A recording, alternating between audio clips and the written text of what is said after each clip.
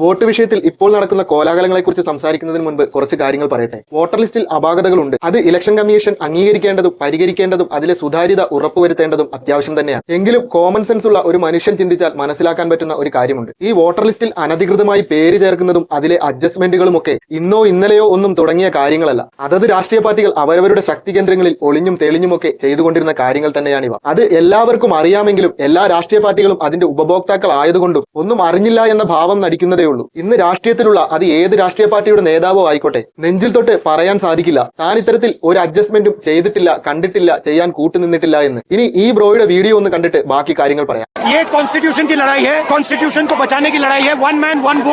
പെട്ടെന്ന് എവിടുന്നാണ് രാഹുൽ ഗാന്ധിക്ക് ഇന്ത്യയെ രക്ഷിക്കണം എന്നുള്ള ബോധമുണ്ടായത്? വോട്ടിന്റെ കാര്യത്തിലാണെങ്കിൽ ഇന്ത്യൻ പൗരത്വം സ്വീകരിക്കുന്നതിന് മുമ്പ് തന്നെ വോട്ടർ ലിസ്റ്റിൽ പേര് വന്ന ഒരു അമ്മയുടെ പാരമ്പര്യവും കള്ളവോട്ടിന്റെ പേരിൽ കോടതി ശിക്ഷിക്കുകയും അതിന്റെ പേരിൽ തന്നെ ആരും ചോദ്യം ചെയ്യരുത് എന്ന് ഭാവിച്ച് അടിയന്തരാവസ്ഥ പ്രഖ്യാപിച്ച ഒരു മുത്തശ്ശിയുടെ പാരമ്പര്യവും ഒക്കെയുള്ള രാഹുൽ ഗാന്ധിക്ക് പെട്ടെന്ന് എവിടുന്നാണ് ഈ ബോധോദയം ഉണ്ടായത്? 2014 വരെയുള്ള കോൺഗ്രസ് ഭരണത്തിൽ അഴിമതി കൊണ്ട് മുച്ചൂടും മുടിച്ച കോൺഗ്രസ് പാർട്ടിക്കും രാഹുൽ ഗാന്ധിക്കും പെട്ടെന്ന് എവിടുന്നാണ് ഈ രാജ്യസ്നേഹം ഒലിച്ചിറങ്ങിയത്?